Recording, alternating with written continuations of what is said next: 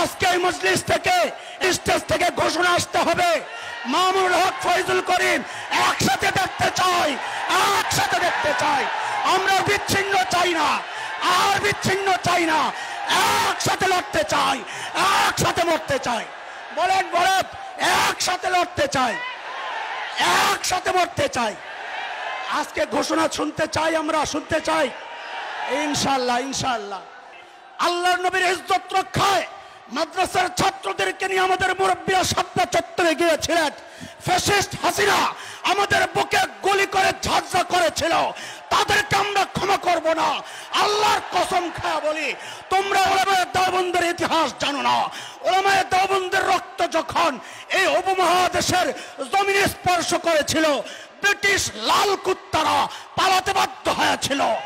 উলামায়ে দেওবন্দের রক্ত যখন আফগানিস্তানের জমিনে স্পর্শ করেছিল, রাশিয়ান শেখ ভল্লুকেরা পালাতে বাধ্য হয়েছিল। উলামায়ে দেওবন্দের রক্ত সাম্প্রতিক কালে যখন আফগানিস্তানের জমিনে স্পর্শ করেছে, নেটো আমেরিকার লাল কুত্তারা লেজ গুটায় পালাতে বাধ্য হয়েছে। আমাদের এই জমিনে এই দেশের ওলামাদের রক্ত যখন ঝরেছে, আমরা দেখেছি ফ্যাসিস্ট হাসিনা তার দলবল নিয়ে পালাতে বাধ্য হয়েছে, পালাতে বাধ্য হয়েছে। ভারতের পররাষ্ট্রমন্ত্রী, স্বরাষ্ট্রমন্ত্রীদের পক্ষ থেকে সৈন্যদেরকে সতর্ক করা হয়েছে, তোমরা প্রস্তুত থাকো। আমরা ভয় পাই নাই, আমরা ওয়েলকাম জানাই। আসো, অপেক্ষা আছি, একবার আসো। তোমাদের পূর্বপুরুষরা পালাতে পেরেছিল। যদি আমার মানচিত্র আক্রান্ত হয়, যদি কালিমা আক্রান্ত হয়, যদি মসজিদ মাদ্রাসা আক্রান্ত হয়, আল্লাহর কসম একটাকে পালাতে দেওয়া হবে না, পালাতে দেওয়া হবে না। আমরা অতীতে 16 বছর জালেম শাহীর নির্যাতন ভোগ করেছি, ক্ষমতার মস্তদে যাওয়ার জন্য নয়, নবীর ইজ্জত রক্ষার জন্য। আমাদের একটাই দাবি, সবাইকে ক্ষমা করা যাবে, আল্লাহর নবীর দুশমনদেরকে ক্ষমা করা যাবে না, ক্ষমা করতে পারি না। গত 50 বছরে এই সুযোগ আর আসে নাই। এবারের এই সুযোগ যদি আমরা মিস করি, মনে হয় আগামী 50 বছরেও এমন সুযোগ আর আসবে না। একেবারে সুযোগ, এখনই সুযোগ। আমাদের বৃহত্তর ইসলামী ঐক্য গড়ে তুলতে হবে। সারা বাংলাদেশের সাধারণ মানুষ থেকে, সাধারণ থেকে নিয়ে একবারে উলামা, আলেম উলামা পর্যন্ত সবার মনের একটাই দাবি, সমস্ত ইসলামী দলগুলো, সমস্ত ইসলামী ঘরানার মানুষগুলো সব ঐক্যবদ্ধ হোক। সবচেয়ে বেশি দাবি দুইজনের কাছে। আমার সাথে আমি এই জাতীয় সিরাত কমিটির মাহফিলের আজকে কাজ করতেছি। আমাদের পোস্টার ছাপার পর থেকে সব মানুষ আমার অপেক্ষায় ছিল যে দুই নেতাকে এক মঞ্চে দেখবে, দুই নেতাকে এক মঞ্চে দেখবে। আজকে আমরা দুই নেতাকে এক মঞ্চে দেখেছি। মানুষের দাবি এই দুইজনের কাছে, সবার কাছে না। মানুষের দাবি সেই দুইজনের কাছে। এই দুইজন যদি ঐক্য হয়ে যায়, সারা দেশ ঐক্য হয়ে যাবে।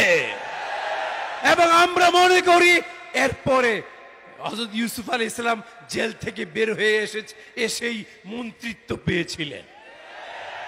জেলে যাওয়ার আগে মন্ত্রিত্ব হয় নাই, জেল থেকে আসার পরে মন্ত্রিত্ব পেয়েছেন। আমি আশাবাদী, আমরা আশাবাদী, এবার যদি আমরা বৃহত্তর ইসলামী ঐক্য গড়ে তুলতে পারি, অবশ্যই অবশ্যই আমাদের মজলুম নেতা মামুন এই দেশের মন্ত্রী হবেন। এই দেশের মন্ত্রিত্ব মামুন সাহেবকে হাতছানি দিয়ে যাচ্ছে। তবে শর্ত হলো ছোটখাটো ভেদাভেদ গুলো ভুলে গিয়ে আমরা সবাই ঐক্য হতে হবে।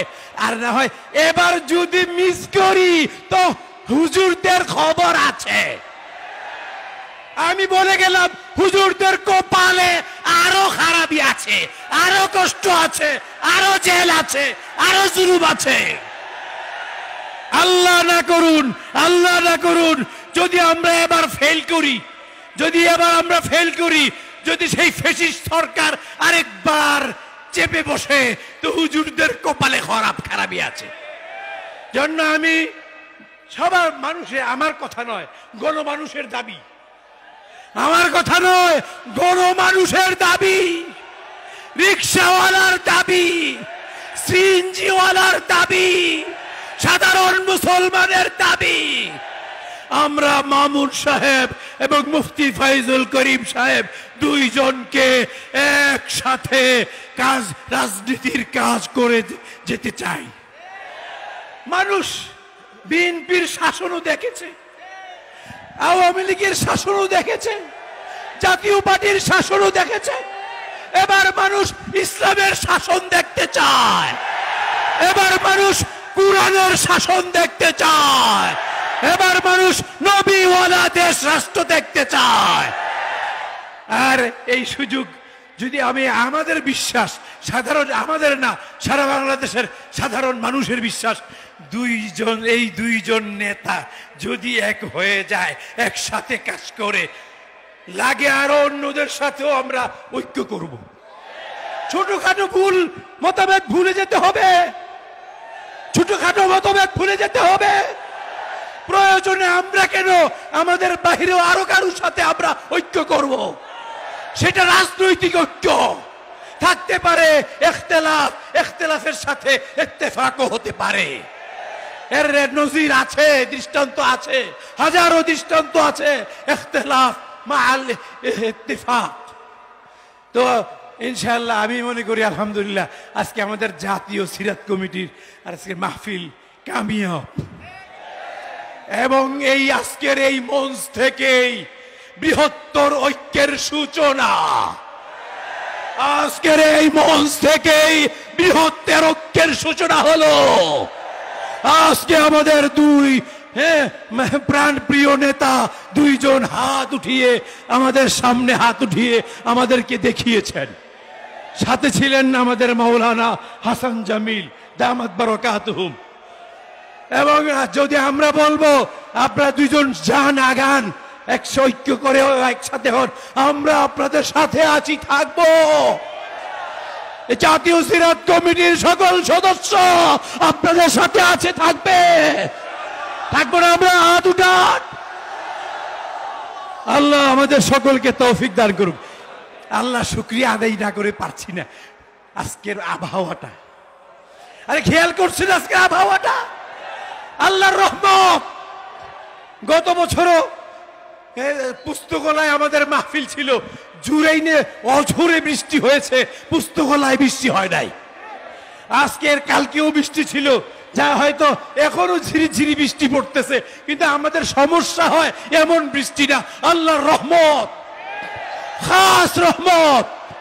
আমি মনে করি আজকের এটা একটা শুভ লক্ষণ, শুভ লক্ষণ।